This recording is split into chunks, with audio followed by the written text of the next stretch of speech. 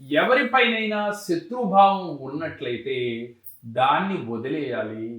ఎందుకనంటే మనం ఎవరి గురించో శత్రువు అని మనం భావన చేసిన వెంటనే మనకి తెలియకుండానే కోపం వస్తుంది. ఆ కోపం అనేక రకాలుగా మనిషిని ఇబ్బంది పెడుతుంది, అనారోగ్యాల పాలు చేస్తుంది, చేసే పని కరెక్ట్‌గా చేయనివ్వదు. అందుకని మీలో ఎవరికైనా ఈ ఎదుటి వ్యక్తులపైన కోపం ఉంటే ఆ క్షణాన్ని వదిలేయండి. కోపం రావడం తప్పు కాదు, కానీ దాన్ని పట్టుకుని ప్రయాణం చేయడం తప్పు.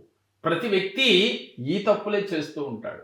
ఎప్పుడో చిన్న గొడవ జరిగింది, లేదో చిన్న మాట పట్టింపు వచ్చింది, అందువల్ల దాన్ని మైండ్లో పెట్టుకుని దానితో మనిషి ప్రయాణం చేస్తూ ఉండటం వల్ల వారిని తలిసినా వారిని చూసినా తెలియకుండా మీకు ఇబ్బందులు కలుగుతాయి. ఇలాంటివి ఏవైనా ఉన్నాయేమో ఒక్కసారి మీరు ధ్యానం చేసేటప్పుడు మనసులో అందరినీ గుర్తెచ్చుకుని అందరినీ క్షమించటం నేర్చుకోవాలి. అందరినీ కూడా క్షమించటం ఎవరికైతే వస్తుందో వారికి ప్రాబ్లమ్స్ అనేది ఉండవు. దీనితో పాటుగా మీకు హెల్ప్ చేసిన వ్యక్తులకి కృతజ్ఞత చెబుతూ ఉండాలి. చిన్న పని మీకు హెల్ప్ చేసి పెట్టినప్పటికీ కూడా దానికి మీరు కృతజ్ఞత తెలియచేయాలి. ఇలా చెప్పడం వల్ల మీకు సమస్యలు మిమ్మల్ని వదిలి దూరం అవుతాయి. యూనివర్సల్ లా ఇదే.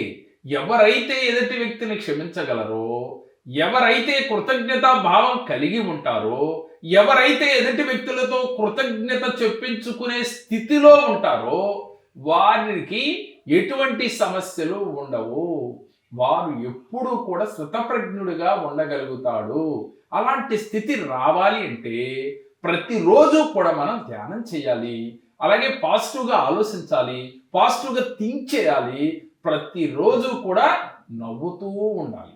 ఈ ప్రయత్నం మీరు చేస్తూ ఈ చిన్న మంత్రాన్ని మనసులో రోజంతా మీకు అవకాశం ఉన్నప్పుడల్లా మనసులో జపిస్తూ ఉండండి. మీరు చేసే ప్రయత్నానికి ఈ మంత్రం మీకు ఒక దివ్య ఔషధంలాగా పనిచేస్తుంది. ఆమందానంద కందళిత హృదయారవింద గోవింద. ఇలా ప్రతిరోజు మీకు అవకాశం ఉన్నంత సమయం ఈ మంత్రం చేస్తూ మీరు పాజిటివ్గా ఉన్నట్టుగా ఫీల్ అవుతూ ధ్యానం చేస్తూ అవకాశం కుదిరినప్పుడల్లా కళ్ళు మూసుకుని మీలో ఉన్న శత్రుభావాన్ని తీసేయండి, కృతజ్ఞతా భావాన్ని పెంచండి. మీకు విజయం ఎందుకు రాదో చూడండి.